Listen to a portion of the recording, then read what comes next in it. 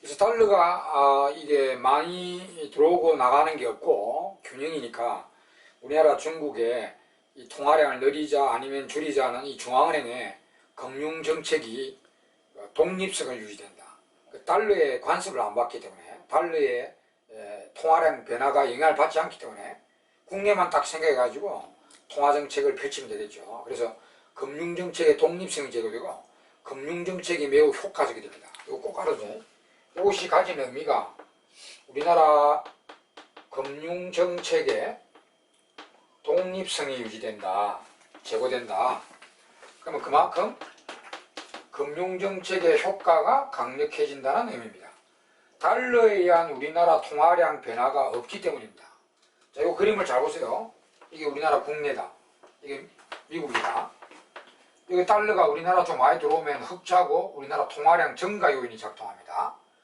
달러가 많이 나가버리면 외화가 미국 쪽으로 많이 나가면 우리나라 통화량 감소 요인이 됩니다. 적자면, 흑자면 통화량 증가 요인이고. 근데 이게 들어오는 게 나가는 게 똑같다. 그게 균형 아닙니까? 환율지가 알아서 항상 균형을 만들어 버려요. 그럼 들어가는 거 나가는 게 똑같기 때문에 달러에 의한 통화량 변화가 없다는 것입니다. 그러면 우리나라 국내 경제의 중앙은행이 금융정책을 펼친 중앙은행이 금융정책을 펼친 통화량을 늘리자 아니면 줄이자. 너무 경기 과열이니까 줄이자. 너무 경기 불황이니까 통화를 찍어내자. 이런 정책이 매우 효과가 있겠죠. 달러에 상쇄가 되지 않는다. 통화량 변동 정책이. 그러니까 효과가 강력해지고 독립성이 제고된다. 그럼 이게 제일 중요한 장점인데요. 역으로 고정환율 제도는 국제 수지가 자동으로 환율이 고정되어 있으니까 한동안 고정되어 있으니까 국제 수지 균형이 자동으로 조절이 안 됩니다. 그럼 흑자나 흑자, 적자면 적자 오랫동안 누적이 돼요. 그러면 금융정책의 독립성이 떨어지고 효과가 미약해집니다. 자, 예를 들어서 자, 고정환율 제도를 이야기하는 거. 고정환율 제도의 최고의 단점 중에 하나가 이거라. 요거 반대로 말하는 게 고정환율 제도의 최고의 단점이라고 봅니다. 환율이 고정되어 있으니 국제 수지가 자동으로 균형이 되지 않고 그것이 달러에서 우리나라 통화량 변화가 영향을 받으니까 중앙은행의 금융정책의 독립성이 떨어집니다. 달러에 영향을 받게 된다. 그러니까 우리의 독자적인 통화를 찍어내자, 아니면 통화를 줄이자는 이게 효과가 상쇄될 가능성이 매우 높아집니다. 자, 더 구체적으로 말씀드릴게요. 고정환율 제도입니다. 우리나라 고정환율 제도다. 이래서 이제 환율이 여기 이제 1대 1000원으로 고정환율 제도를 채택하고 있다 합시다, 우리나라. 그러면 지금 우리나라 국내가요, 불경기라, 불황이라, 그래서 불황을 타개하기 위해서 중앙은행이 돈을 찍어냅니다. 통화를 늘리다 보네. 불황이라서 좀 경기를 살리자 해서 중앙은행이 통화량을 확 찍어낸단 말입니다. 그럼 우리가 통화량 늘리면 이제 결국 효과를 보려면은 이자율이 내려가게 돼 있잖아요. 그죠? 그러면 이자율이 내려가면 이제 소비나 투자가 늘어나고 이제 경기가 부양되는데 환율은 이자율이 내려가 버리면 경기 부양하기 위해서 통화량을 찍어냈다. 그럼 이자율이 내려가면은 아니면 직접 기준금리를 내리든지 하잖아요. 그게 확장금융이잖아요. 그러면 이게 외화가 유출될 거 아닙니까? 우리나라 이자율이 내려가니까 경기는 부양되겠지만 좀 부양될 조짐이 보이겠지만 외화가 유출돼 버리잖아요. 그러면 이 외화 유출이 되니까 여기서 달러 수요가 증가해 가지고요, 이렇게 막 외화가 유출되면서 이렇게 외환 수요가 막 증가되니까 환율이요 1대 2000원까지 막 올라갈 조짐이 보이잖아요. 근데 이때 변동환율 제도는 이걸 그대로 내버려도 돼요. 변동환율 제도는 이 환율을 그대로 내버려도 됩니다. 근데 고정환율 제도에서는 정부가 개입을 해요.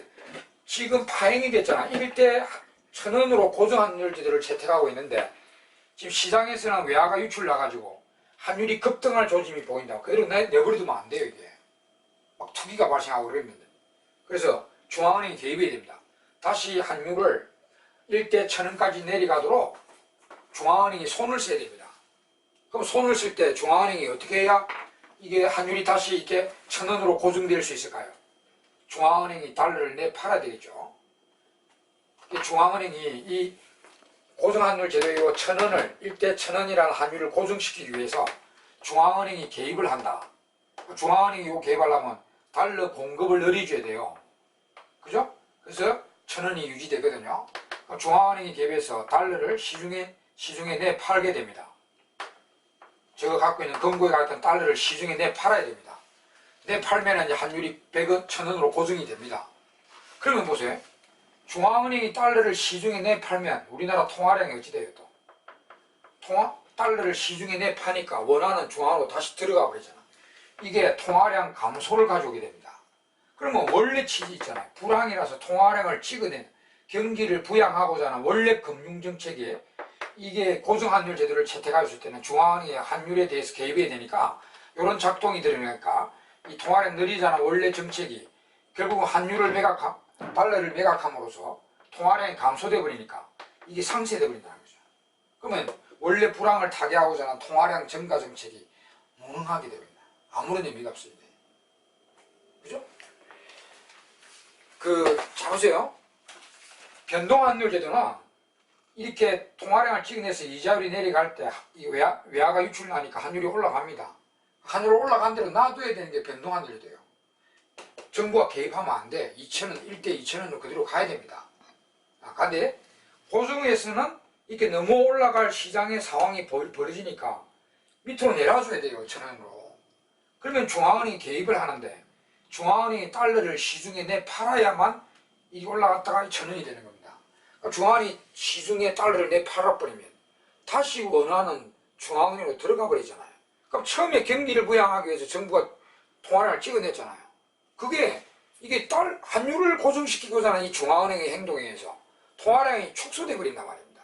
그러면 아무런 경기가 부양되지 않잖아요. 처음에 확장 금융정책의 효과가 이 환율 개입에 의해서 완전히 상쇄돼 버린다. 그래서 금융정책의 효과가 없어집니다. 무의미한 독립성이 유지되지 않다. 항상 이 환율을 생각해서 정부가 또 환율 이게 개입을 해야 되니까 그러면 이 통화량 정책하고 서로 상쇄되는 결과를 가져오게 됩니다. 그래서 고정환율 제도는 여기에 안 된다 말입니다. 그래서 이런 말이 있습니다. 여러분. 불가능한 삼위일체란 말이죠. 요 책의 옆에다가 좀 적어두시면 이 불가능한 삼위일체라는 말이 있는데요. 불가능한 삼위일체다. 이게 뭐냐? 고정환율 제도하, 또 국제 간 자본운용이 자유화됐다는 가정하, 고정환율 제도하에서 우리나라 금융정책이죠. 중앙은행의 금융정책의 독립성은 양립할 수 없다 이 말입니다. 고정환율 제도하에서 자본이동이 자유화되어 있는 가정에서 우리나라 중앙은행의 금융정책은 독립성을 유지하기가 힘들다. 이게 불가능한 삼위일체입니다. 알겠죠?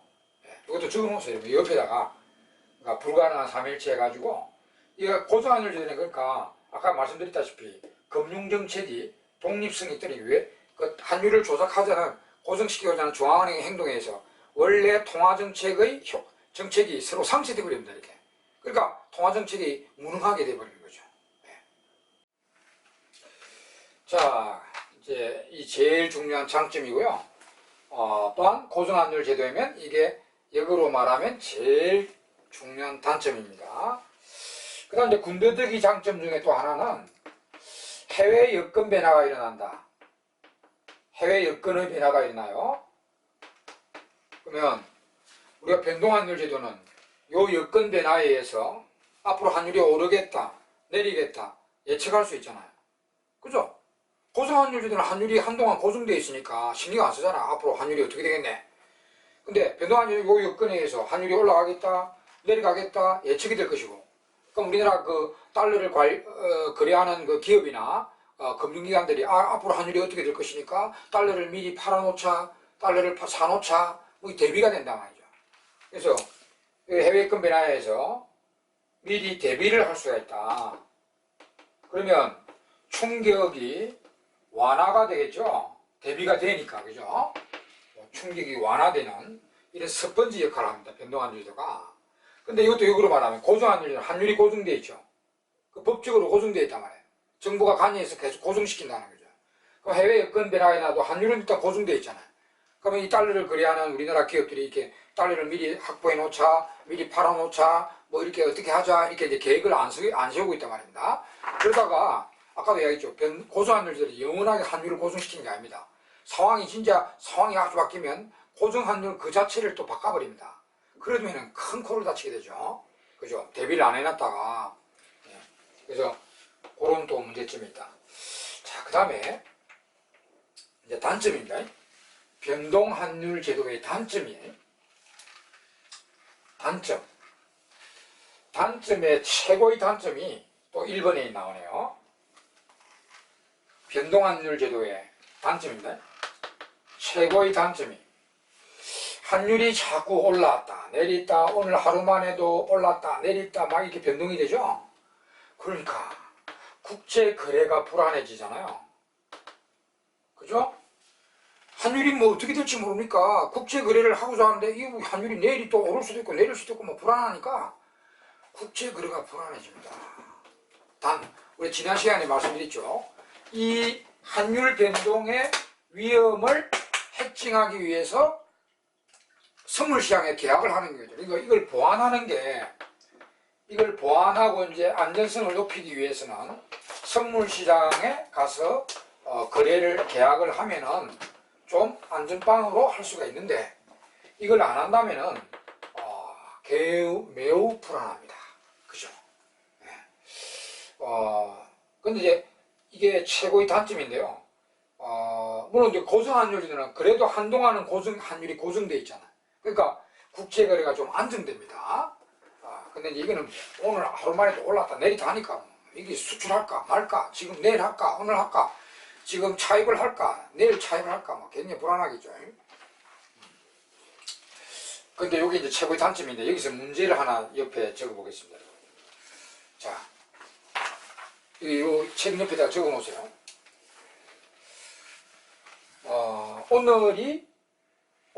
오늘요? 1대 1000원이다. 자, 오늘 1대 1000원입니다.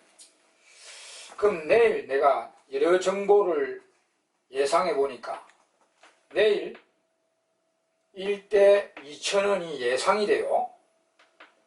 자, 이렇게 예상이 된단 말이에요.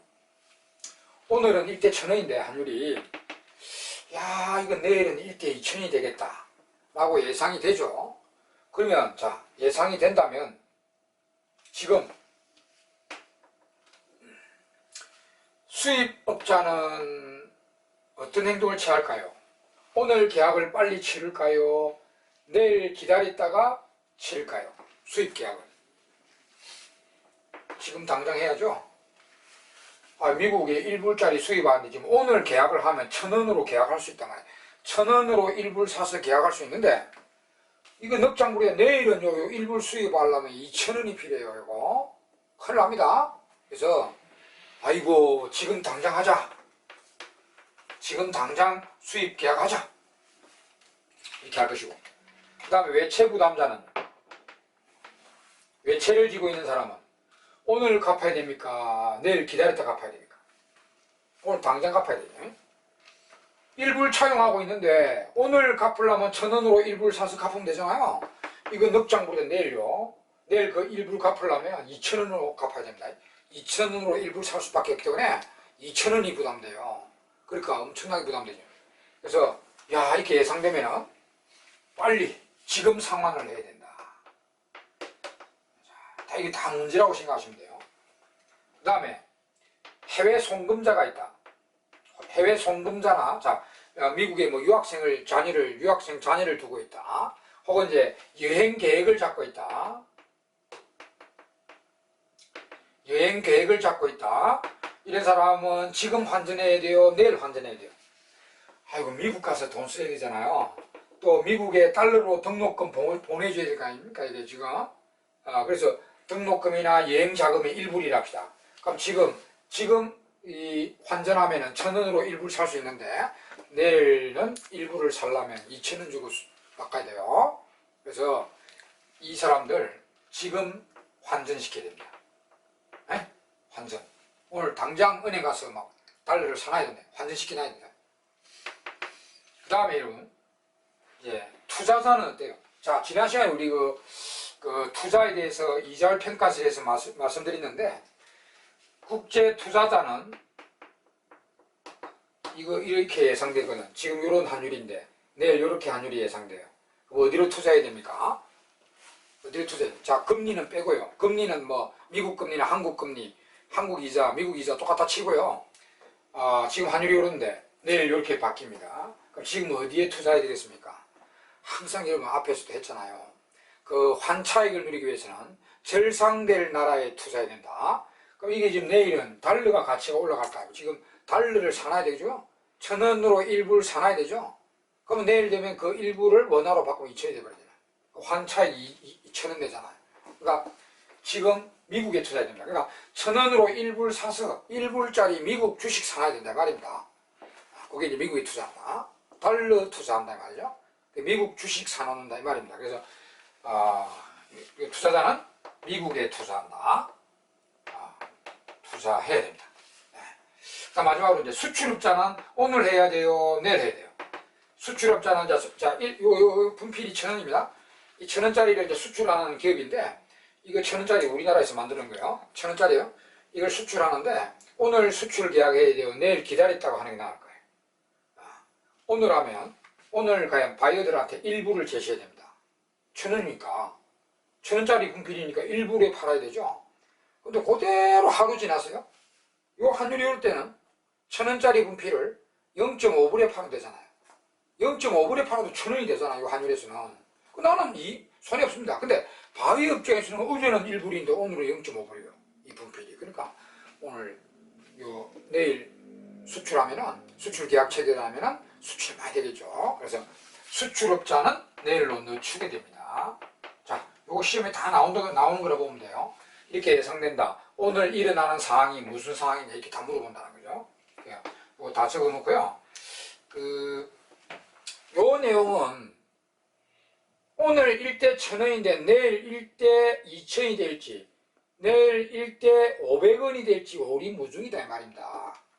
이렇게 확실히 예상되면 사람이 바보가 아니나 미리미리 이렇게 대비를 할 거 아닙니까? 그죠? 이렇게 확실히 예상된다면 야 지금 하자 뭐 내일 뭐 미루자 이렇게 이제 하는데 이 말은 오리무중이다 이 말입니다. 내일 2,000원이 될지 1대 500원이 될지 모른다 이 말입니다. 그러니까 굉장히 불안하죠. 그죠? 그 이야기입니다. 자, 그 다음에 이제 군더더기 단점들이 두 번째는 일관된 대외정책을 유지하기 힘들죠. 일관적 대외정책 유지가 힘들게 됩니다. 왜? 환율이 자꾸 바뀌잖아요. 변동환율이 돼서는. 환율이 자꾸 바뀌니까 일관된 대외정책을 하기가 어렵습니다. 그 다음에 세 번째는 환율 조작에 따른 환투기가 발생할 가능성이 있죠. 이 환율을 조작할 수 있잖아요, 이거. 그죠? 그러니까 예를 들어서 뭐 우리 한국에 투자할 마음도 없으면서요. 한국의 환율을 내리기 위해서 거대 자금을 한국에 왕창 투자 들어올 수 있잖아요. 그걸 바로 또 빼나가고 말이죠. 이게 지금 외화가 이 달러가 확 들어오고 확 나감에 따라서 환율이 팍팍 올랐다 내렸다 하죠. 이게 이런 게 가능하다. 거대 자본가들이 뭐 돈 엄청난 돈을 한국에 갑자기 투자했다가요. 싹 빼가지고 확 갖고 나간다 이러면 환율이 막 폭락해버리죠. 이것 때문에 또 선량한 수출 상대는 엄청 손해볼 수가 있죠. 그런 얘기입니다. 그래서 그러면 이제 고정환율, 환율이 고정되니 국제거래가 한동안 안정돼 있고 일관적 대외정책 유지가 좋고요. 그래서 환투기 발생하는 게 이제 환율 조작하는 게 있는 게 이제 어려워진다는 거죠. 자, 이렇게 장단점 딱 정리했습니다. 예. 자, 그럼 마지막으로 환율 변동의 효과를 한번 보도록 하겠습니다. 환율이 변동됐을 때 어떤 경제적 효과가 나는지 우리 책에는 환율 인상으로 해가지고 정리해놨죠. 그럼 시험에는 환율 인하면 그 반대로 말하면 됩니다. 환율 인상의 효과를 정리 딱 해놨잖아요. 그래서 그렇게 해서 반대로 물으면 반대로 답을 하면 됩니다. 자, 환율 변동의 효과. 자, 이거는 예상이 아니고 오늘 1대 1,000원에 어제는 1대 1,000원에서 오늘 1대 2,000원 바뀌어버렸어요. 이건 예상이 아니고 어제는 환율이 1대 1,000원이었는데 자고 나니까 오늘은 이제 1대 2천이 돼버렸어요. 이렇게. 이제 환율이 올라갔다 말이야. 환율은 상승했다. 원화 가치는 떨어진 거죠. 평가는 절하됐다. 이렇게. 환율이 올라갔고, 원화 가치는 떨어져 버렸습니다. 자, 이렇게 되면은, 자, 좋은 점도 있고 나쁜 점도 있습니다. 무조건 나쁜 점만 있는 게 아니고요. 좋은 점도 있고 나쁜 점도 있어요. 그러면 두 개 나눠놨는데, 먼저 나쁜 점 두 개 이야기해 볼까요? 이거 외채를 쥐고 있는 사람 어땠어요? 어제 갚았으면 됐는데, 환율이 이렇게 바뀌니까 못 갚았다, 어제. 엄청나게 부담되죠. 환율이 폭등하면 이제. 외채를 갚지 못한 사람들, 외채 상환, 부담이 가중됐잖아요. 예? 우리나라 그 IMF 터졌을 때, 안 그래도 빚내가지고 이제 달러 막 빌려가지고 투자하고 했는데, 빚 못 갚겠다고 그랬는데, IMF 터지자 환율도 또 폭락해버렸어요. 환율도 폭등해버렸어요. 그래서 이 외채를 빌려도 빚 갚기 식으로 이렇게 빌려왔는데, 이제 환율도 폭등해 놓으니까 더더욱 갚기 힘들어졌죠. 그래서 상당히 우리나라 기업들이, 외채를 지고 있던 기업들이 이제 공경을 겪었는데, 하여튼 외채 상환 부담이 가중돼야 문제가 있고, 다음에 두 번째는 수입제가 올라가는, 수입제가 비싸지는데, 수입제가 비싸진데 안 사오면 되지만, 수입제가 왜 비싸지냐, 여러분. 수입제는, 여러분, 이게 미국 분필이라 합시다. 이 분필이 미국 분필인데, 미국에서 우리한테 수출해요. 미국에서 이 가격이 1불이요. 자, 이 분필이 1불인데, 이 분필을 달러 가격으로 환산하면 환율이 요러든 어제나 오늘이나 1불이잖아요. 그죠? 이거 미국 분필이다 말입니다. 그러니까 이게 1불짜리를 수입하는데 환율이 요리되나 이걸 달러 가격으로 환산해보면 1불이 그대로잖아요. 그럼 아무런 의미가 없어요. 수입제는 우리나라 원화 가격으로 환산해봐야 됩니다. 결국 우리가 수입해서 쓰잖아요. 그러니까 이게 이제 원화 가격으로 환산해볼까요? 요 1불짜리 미국 분필 어제 수입했다면 1,000원이면 1,000원. 1,000원으로 수입할 수 있고 1,000원이 됩니다.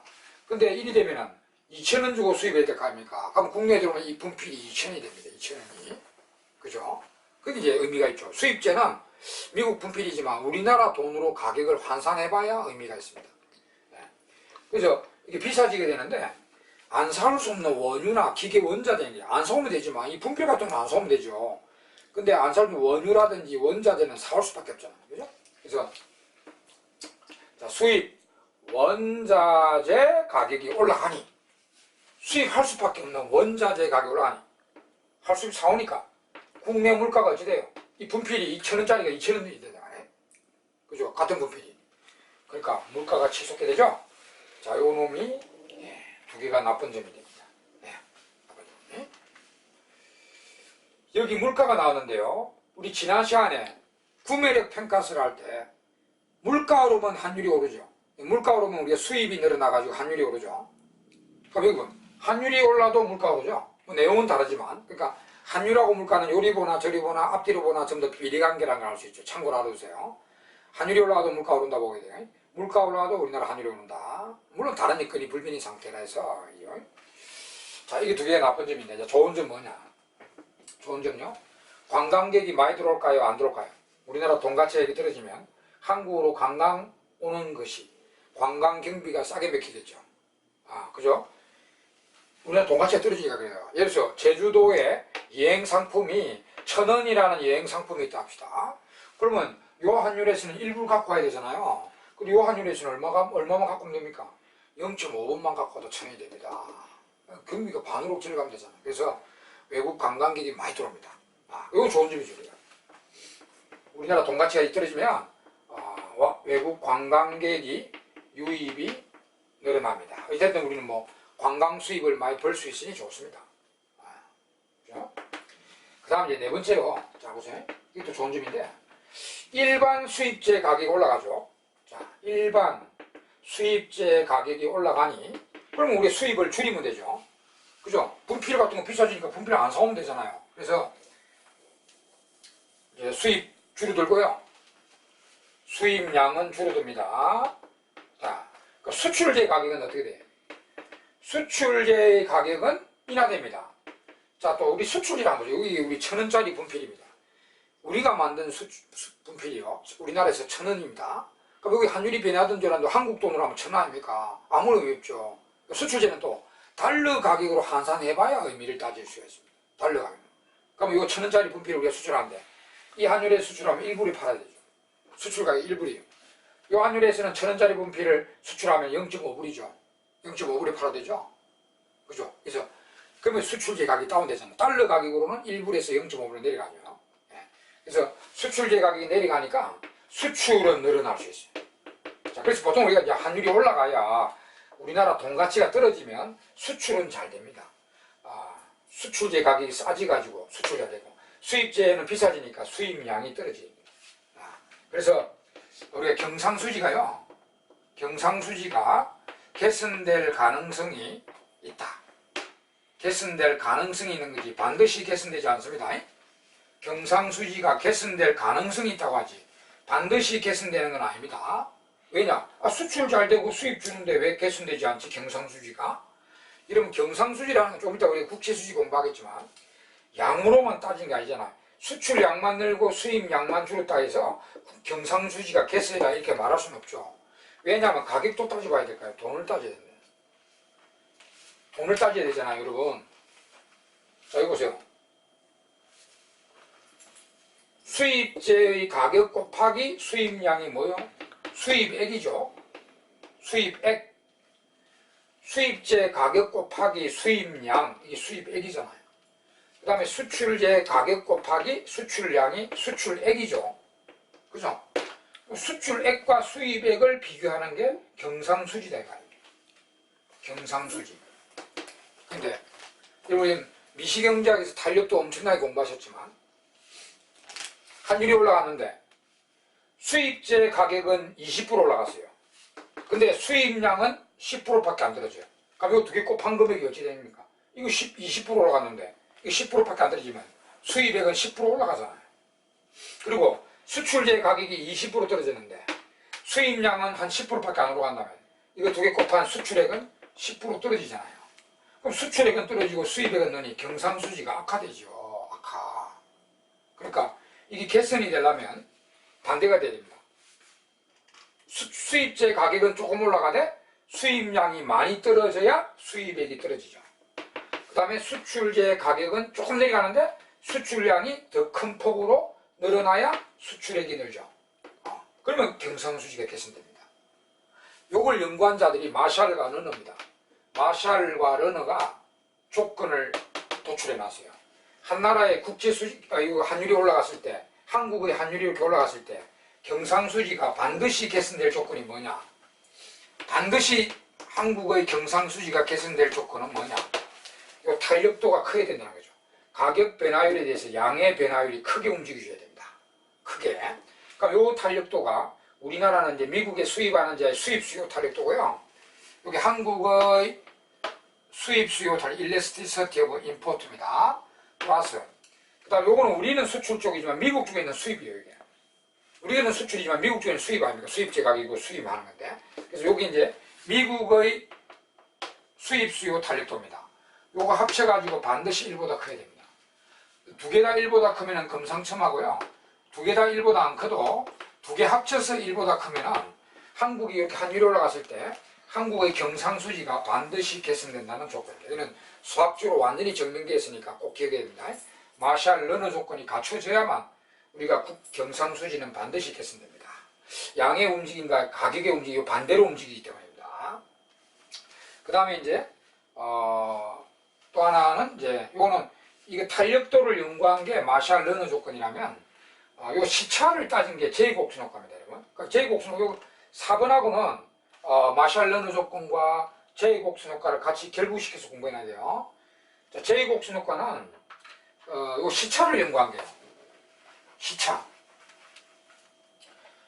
효과 혹은 지연 효과라고 부르는데 지연 효과 이걸 연구한 게 제이곡순 효과인데요.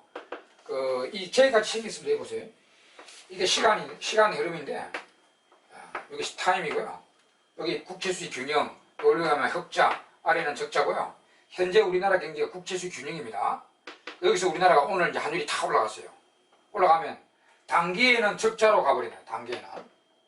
단기에는 적자로 갔다가 시간이 흘러가 있고 흑자로 개선된다. 장기에는 흑자로 개선될 수 있다. 이게 이제 J같이 생겼기 때문에 J곡순효과. 이선희의 J. 근데, 왜 그러냐면 요거 또 보면 돼. 아까 요거 가격 변화율에 대한 양의 이 변화에 대한 탄력도를 연구한 게 마샬 르너 조건이라면 J곡순효과는 요거 시차입니다. 시차.